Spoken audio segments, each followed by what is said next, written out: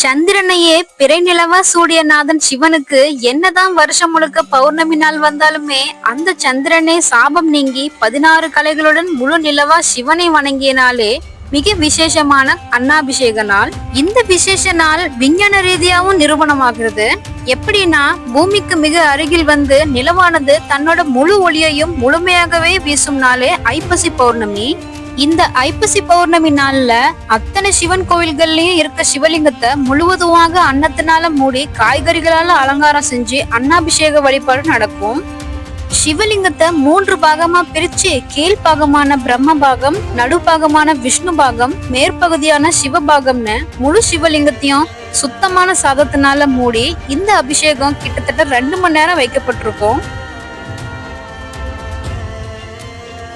இந்த விசேஷமான நேரத்துல யஜுர்வேத பாராயணம், ருத்ர போன்ற மந்திரங்களோட பாராயணமும் நடக்கும். சக்தி வாய்ந்த மந்திரங்களையும் முழு பௌர்ணமி நிலவோட கதிர்வீச்சையும் ஏற்று அந்த அன்னமானது சக்தியுள்ள, அதாவது பிரசாதம்ன்ற வார்த்தையில பிர என்றால் கடவுளும், சாதம்னா சாதாரண ஒரு உணவும்.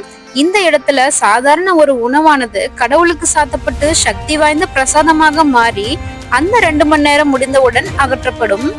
பின்னர் சிவலிங்கத்துக்கு 5 வகை பொருட்களால அபிஷேகம் செய்யப்படும். இப்போ இந்த சக்தி வாய்ந்த அந்த சாதம் பாதி மக்களுக்கும் மீதி கோயில் குளங்களில் உள்ள நீர்வாழ் உயிரினங்களுக்கும் கரைக்கப்படும். அப்படி அன்னாபிஷேகம் செஞ்சு அந்த பிரசாதத்தை மனிதர்கள் உண்ணும் போது நீண்ட நாள் தீராத நோய் தீர்ந்தும், குழந்தை இல்லாதவங்களுக்கும் குழந்தை வரமும் கிட்ட நல்ல வாழ்வு தரும் உணவாக மாறுகிறது.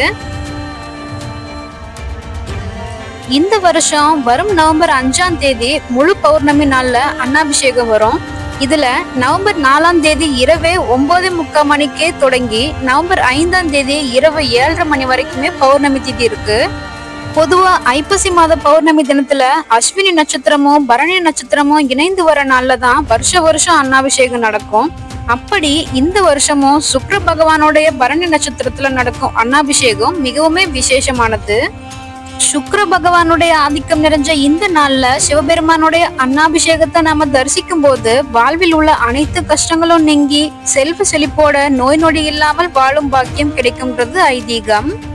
அதே மாதிரி இந்த நாள்ல சிவனுக்கு நடக்கும் அன்னாபிஷேகத்துக்கு தேவையான பொருட்களை வாங்கி கொடுத்தாலுமே மிகுந்த நல்ல பலன்கள் கிடைக்கும்.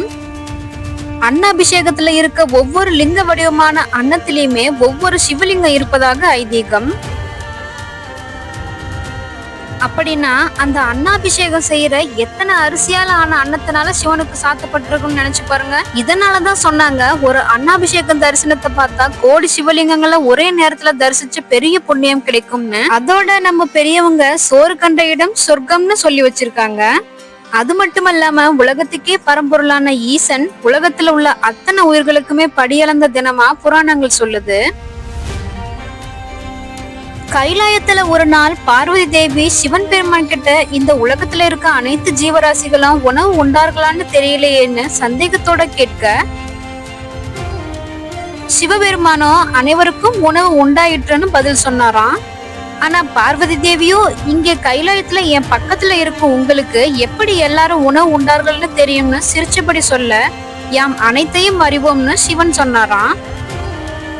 அதற்கு பார்வதி தேவி அடுத்த நாள் இதை சோதிக்க சிறிய தங்க சம்பளத்துல எறும்பு ஒன்றை போட்டு தம் புடவை தலைப்புல சம்பளத்தை மூடி வச்சாங்களாம். அதே மறுநாள் மதிய உணவு நேரமும் வந்ததாம். அதே கேள்வியை சிவனிடம் கேட்க, சிவனுமே எல்லாருமே உணவு உண்டாகி விட்டதுன்னு சொன்னாராம்.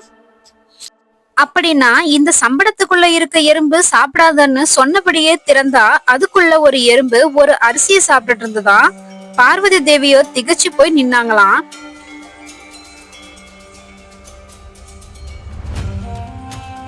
இந்த புராண கதையை போலவே பிரம்மஹத்தி தோஷம் பிடிச்ச சிவபெருமானுக்கு காசியில அன்னபூர்ணி தாயார் அன்னமிட்ட நாளையுமே அன்னாபிஷேகம் செஞ்சு வழிபடுவதா சொல்லப்படுது. பஞ்சபூதங்களோட சேர்க்கையால நிலத்துல விரையில நெல்லு ஆகாயத்திலிருந்து பெய்யற மழையால வளர்ந்து காற்றால கதிர் பிடிச்சு சூரியனோட வெப்பத்தால பாலாகி இறுகி விளைச்சலை தருது.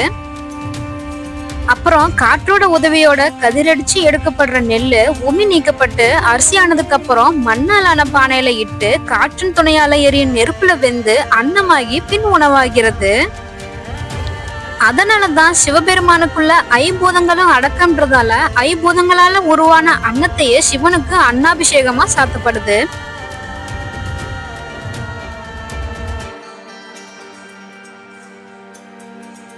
சந்திரனுக்கே சாபத்தை நீக்கி தன் தலையில் சூடியவர் சிவன். இதனால சிவனுக்குமே சந்திரனுக்கும் நெருங்கிய தொடர்பு இருக்கு. மும்மூர்த்திகள்ல ஒருவரான பிரம்மதேவருடைய மகன் தட்சனுக்கு அஸ்வினி, ரோகிணி முதலான 27 நட்சத்திரங்களும் மகள்களாம். அந்த 27 மகள்களையும் சந்திரனுக்கு திருமணம் செஞ்சாரு தட்சன்.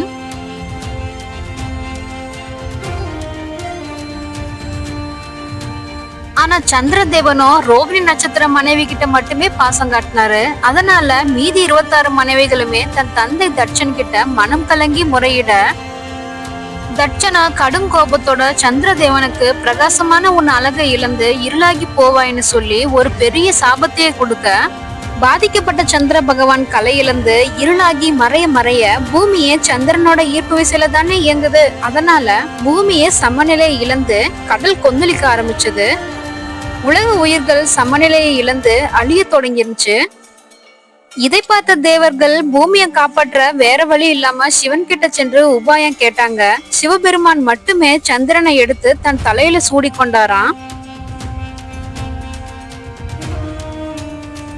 தட்சனுக்கு கொடுத்த வாக்கை மீறிய சந்திரனுக்கு 16 கலைகள் திரும்ப கிடைச்சாலுமே வருஷத்துல ஒரு நாள், அதாவது ஐப்பசி பௌர்ணமியில மட்டும்தான் முழு பொழிவும் கிடைக்கும்னு புராணங்கள் சொல்லுது. சந்திரனது முழு ஒளியும் தினமும் கொஞ்சம் கொஞ்சமா தேய்ந்து முழுவதும் மறைஞ்சி இருளாகி பின் மறுபடியும் படிப்படியா வளரும். இப்படி வளர்வது தேய்வதுன்னு சுழற்சி முறையா இருக்கும்னு அருள் புரிஞ்சாரு சிவபெருமான். அப்படி சந்திரன் முழு கலைகளையும் பெற்ற ஐப்பசி பௌர்ணமியில சந்திரனுக்குரிய தானியமான அரிசியில உணவு வேக வச்சு அன்னமாக சிவபெருமானுக்கு வழிபடும் வழக்கத்தை புராணகால ரிஷிகள் வழிபட்டு அந்த வழிபாடு காலம் காலமா வழிபாடு செய்யப்பட்டு வரப்படுது.